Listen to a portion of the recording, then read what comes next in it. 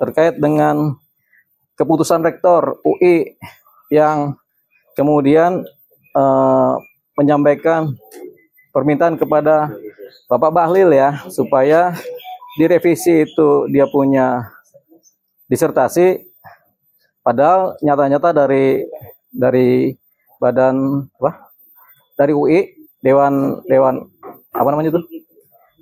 Dewan Kehormatan UI, di mana setelah dievaluasi ternyata Bahlil ini melanggar beberapa hal yang sifatnya sangat signifikan bagi posisi akademik, yaitu pertama menggunakan dokumen-dokumen dalam disertasinya yang memang tidak legal ya, karena dokumen-dokumen milik kelompok LSM tanpa izin dipakai oleh Bahlil dalam disertasinya. Kemudian juga ada promotor dan kopromotor yang memudahkan terjadinya pembuatan disertasi. Yang ketiga juga ada posisi kemungkinan si Bahlil ini mengikuti perkuliahan yang sangat cepat sekali, bahkan tidak kuliah malah cepat, dan ini sudah didapat fakta-fakta demikian, dan memang promotor dan kopromotor sudah diberhentikan dari jabatannya ya. Jadi ini sebenarnya hal yang sangat memalukan bagi UI, di mana kondisi ini setara dengan plagiat yang terjadi untuk anak-anak S1 yang sedang bikin skripsi. Jadi banyak sekali masa-masa lalu anak-anak yang bikin skripsi itu terbukti melakukan plagiat. Di Fakultas Hukum pernah ada, di Fakultas Psikologi pernah ada, ketika seorang anak yang di jenjang S1 melakukan plagiat, bikin skripsi, langsung di drop out, dipecat dari posisi mereka sebagai mahasiswa. Dan ini saya alami juga, beberapa teman saya junior mengalami itu ketika mereka terbukti melakukan plagiat aja.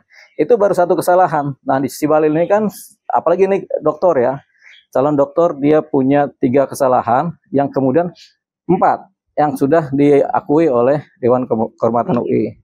Nah, kemudian ketika dia disuruh revisi, nah ini posisi yang sangat memalukan. Jadi ini tindakan yang memalukan yang dilakukan oleh rektor. Ini pejabat rektor UI melakukan tindakan yang memalukan. Jadi memalukan marwah UI ya. Seharusnya Bahlil ini di DO gitu. Jadi yang pantas terhadap Bahlil dalam posisi kuliahnya di S3 adalah di drop out. Itu yang pantas. Tapi karena disuruh revisi, ini kita mempertanyakan bagaimana kebijakan UI yang sekarang. Tapi ini kan kebijakan rektor ini. Jadi nanti kita akan kritisi dalam seminggu 2 minggu ke depan. Kita akan kritisi, apalagi sudah ada petisi dari pihak Iluni UI ya, dan dari kampus UI yang kemudian mempertanyakan kebijakan rektor. Jadi bukan UI-nya tapi rektor UI-nya yang akan kita kritisi. Itu seminggu 2 minggu ke depan. Nah, kalau memang ini tetap berjalan seperti ini, tidak ada perubahan keputusan dari rektor UI, tentunya saya sebagai Iluni UI bisa kemudian melakukan somasi. Somasi terbuka karena ketidakadilan. Ketidakadilan apa? Karena terdahulu setiap ada yang plagiat langsung di drop out, langsung di DO, langsung dipecat dari kampus. Ini kok sudah lebih dari posisi plagiat, tapi kemudian tidak di DO, tapi suruh direvisi. Ini berarti kan terjadi ketidakadilan. Artinya tampaknya terhadap menteri dibikin ada dasar pemaaf, tapi terhadap mahasiswa-mahasiswa yang biasa-biasa saja langsung dipecat. Jadi ini kan tidak adil. Jadi disitulah gap ini yang kemudian terjadi seperti diskrepansi ya, antara tajamnya ke bawah tapi tumbulnya ke atas. Ini berlaku untuk kasusnya si Bahlil ini. Jadi 2 minggu ke depan kita kritisi. Nanti kalau tidak ada perubahan, nanti saya sebagai pribadi, sebagai Iluni UI melakukan langkah somasi terhadap siapa? Khusus terhadap rektor sebagai pejabat rektor di UI. Jadi bukan terhadap UI, tapi terhadap pejabat rektor di UI. Kalau tidak diindahkan juga, bisa jadi kita layangkan gugatan terhadap ketidakadilan yang terjadi di UI. Jadi ini harus dibikin tegas supaya apa? Supaya UI sebagai kampus, sebagai universitas itu tidak tercoreng nama baiknya, nama besarnya, tidak tercoreng juga nilai-nilai akademisnya.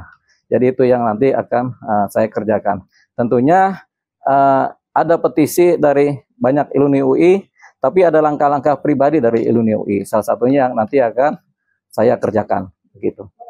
Ini tampaknya nggak ada tekanan dari negara. Ini karena kesungkanan dari seorang rektor saja. Karena pribadi rektor ini kelihatannya agak lemah terhadap menteri, sama kayak para promotor dan kopromotor yang mengajukan pengujian disertasinya Bahlil, itu sama juga mereka itu. Jadi kelihatannya rektor sama dengan si promotor dan promotor ini, sehingga kemudian putusannya dianggap tidak mencerminkan marwah UI. Jadi adanya ketidakadilan yang tadi disebut sebagai tebang pilih ya, karena sudah ada tidak adil, tentunya rasa keadilan kami terusik. Begitu. Ketika rasa keadilan terusik, tentunya kita akan mencari jalan yang adilnya bagaimana. Nah, caranya adalah dengan melakukan teguran-teguran kritis, kemudian bahkan melakukan somasi juga terhadap siapa? Terhadap rektornya, bukan terhadap UI-nya, tapi terhadap rektor UI, pejabat rektor UI. Kalau nggak digubris juga, baru kita lakukan langkah gugatan. Gugatan seperti apa? Nanti kita lihat.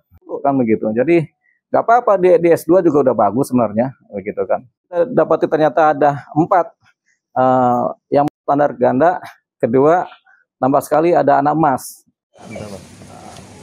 Masing-masing 1 ya. Wah. Yang akan kita kejar adalah pejabat rektornya yang memberi putusan. Jadi bukan UI-nya, bukan kampusnya, tapi pejabat rektor. Ya, harapannya sih yang faktual aja yang disampaikan. Misalnya bobrok ya bobroknya ini disampaikan.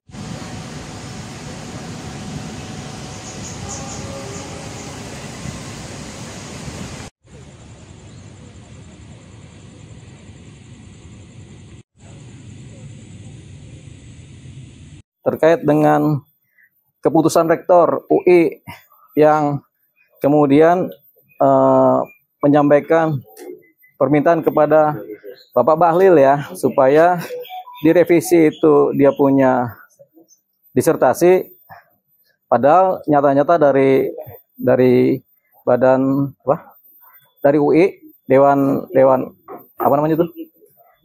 Dewan Kehormatan UI, di mana setelah dievaluasi ternyata Bahlil ini melanggar beberapa hal yang sifatnya sangat signifikan bagi posisi akademik, yaitu pertama menggunakan dokumen-dokumen dalam disertasinya yang memang tidak legal ya, karena dokumen-dokumen milik kelompok LSM tanpa izin dipakai oleh Bahlil dalam disertasinya.